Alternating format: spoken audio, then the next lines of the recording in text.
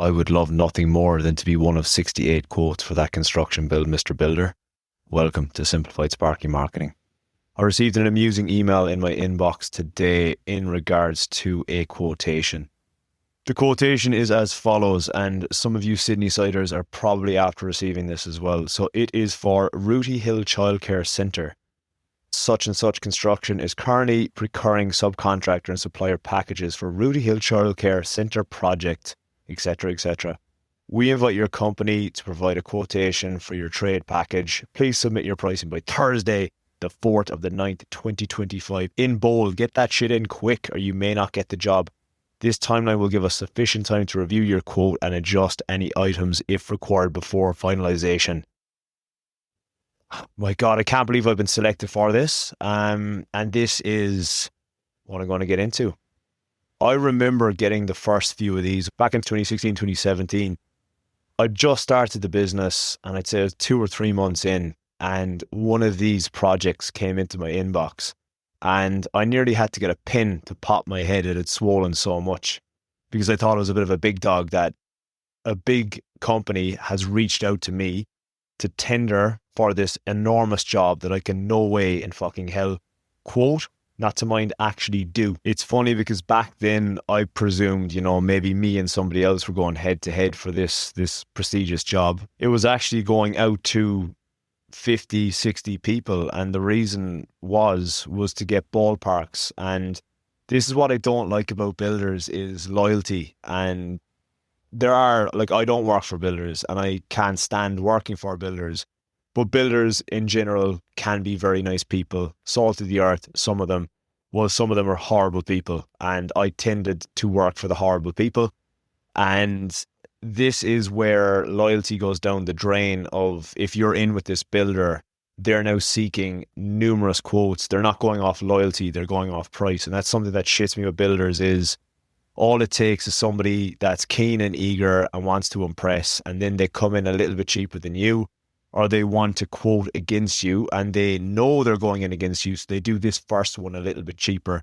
And then the circle of life happens where those guys do that one cheaper, trying to get their name out there, and they do a really good job, come in just bare bones on the job, and then the builder churns and burns them because somebody else does the exact same thing to them, sweeps in, undercuts, and then on to the next one. The harsh reality about that lead is it's probably gone out to 20, 30 people. I don't even know how I've come under their radar because I basically have got nothing construction-wise on my website. I basically say I don't do construction on my website. So I don't know how I've even ended up with that, but all the full team of boys are CC'd into it. There's about 4 or 5 of the staff CC'd in. But I'm just going to ignore that email. I'm actually going to hit delete on that email. But back in the day, I would have been fooled into thinking that that's a good lead. And this is what I'm kind of warning, particularly if you're a newbie to business, is when you get these emails into your inbox, look, it might be a decent lead. It might be an actual genuine lead. However, if you get a pretty established builder randomly ending up in your inbox, not even after meeting them, networking with them, or actually reaching out to them, if they're asking you to quote a job blind, you're most likely being price checked. And it's shitty because some builders will not give a flying fuck and realize that you've missed something in the job or you've underquoted something. Once that contract's signed and you're in there, you're fucking up shit creek. It happens way too often with Sparkies that they get into the job, they start ripping in cables, and then they realize that they're missing stuff all over the job that they've never quoted for, and it's too late, or else they're going to have to back out and lose money on what they've already put in there. It's something I'm always very suspicious of if a builder reaches out to you for a quote, as well as what's happened to their previous electrician. Why have they not gone back to them? And you know what? Maybe that electrician dropped the ball one too many times, that they're genuinely seeking an electrician. However, builders usually have the monopoly of electricians going to them rather than them seeking electricians. Now, saying that, it's all about luck and timing, and this has been in one of my emails. It may be that one time that you reach out to a builder or you call up a builder or any contact, even commercial, that week their Sparky happened to drop the ball and made a big fuck up, and now they're looking for somebody else, and you happen to be that person going in and actually showing up at the right time of having the correct look and timing. These quotes aren't free as well. Like, I remember a few years ago as well, one of my mates from another company when I was started out, actually tried to help me out by getting me to quote the data side of a large car garage. And I looked at it at the start and it was extremely overwhelming, but I probably spent about 2 or 3 days doing that quote because I was just trying to make sure I could get the cheapest materials because that was my mentality, or was I getting the best price and stuff? How long it was going to take me, the conduit runs in the concrete, how long it was going to take to fit off and all of this. And I got massively overwhelmed.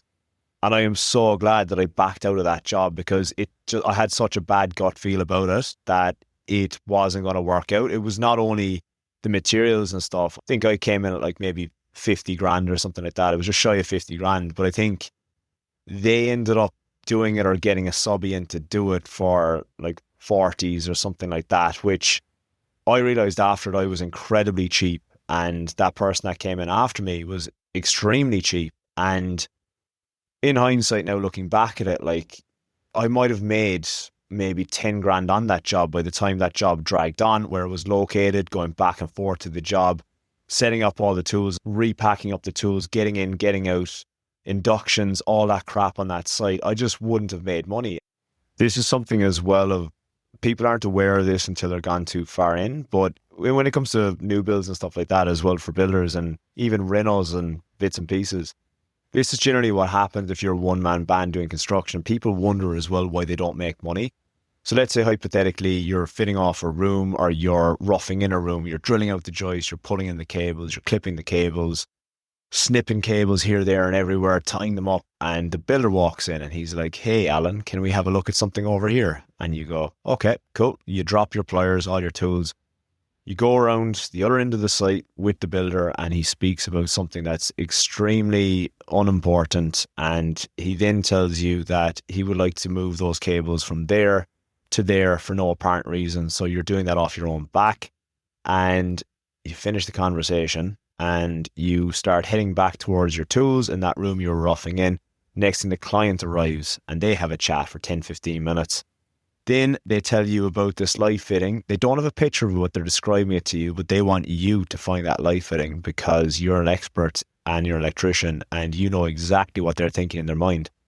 So then you're like, okay, cool. So after 45 minutes of discussing this fancy light fitting that they want to hang over the table, you then go that afternoon and you spend 2 hours researching, getting pictures together on a file, getting some pricing, maybe even calling your suppliers and bits and pieces like that. So there's 2 hours gone. So you come in the next day and you are doing the same thing again. You're roughing in a room. Builder has your conversation, drags you to the other end of the site, pulls you back around again, and then you do a loop for no apparent reason. Then he asks you if you want to go for coffee because he's not on the tools and he don't give a shit.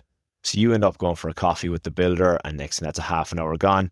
And you go back again and whoa, there's the client again. And now the client is like just having a normal conversation and you're like, "Hey, I got all the info for that light fitting that you want. I've got you some samples." And the client says, "Don't worry about it. It was just kind of a thought I had."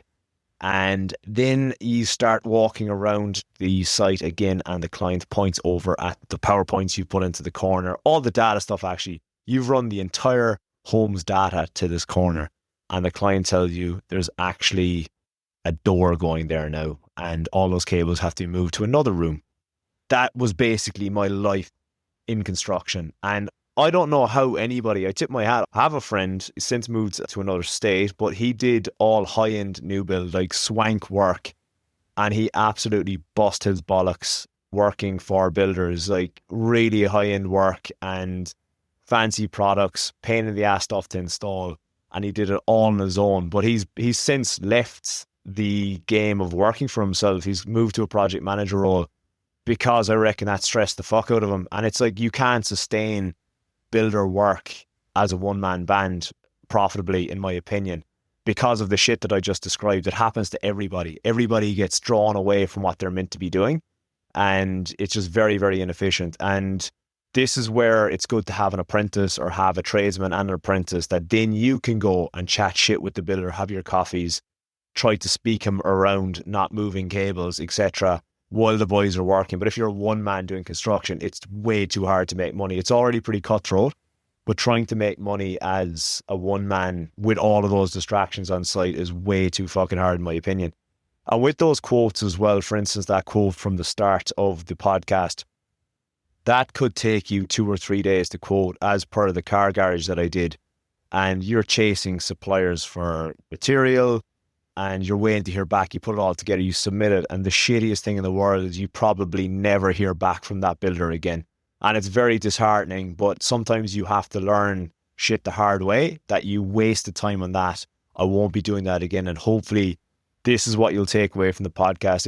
Particularly if you're a newbie to business and you start getting quotes like these into your inbox, keep your guard up, because that is most likely what they're doing, is a little bit of a fish around. Even if you're quiet on work and you're thinking, let's quote this job anyway, you're better off looking and seeking out your ideal client and who you actually want to work with and finding work in regards to that and just putting strategies into place to actually find that work. Imagine if you spent 2 or 3 days doing that quote for that builder. Once you could have spent 2 or 3 days actively seeking out more work, you probably would have made a lot more money in a few handy jobs rather than doing that whopper of a construction job and losing your balls on it. Something about big builders and big jobs like that is the big fish will usually drown you. Don't waste your time. Focus on the clients that will actually value you and pay you for your services. Super quick, wherever you listen to the podcast, Spotify, Apple or wherever, please tick the stars. It greatly helps with the podcast. Any other links you may need are underneath in the show notes. Chat to you next week.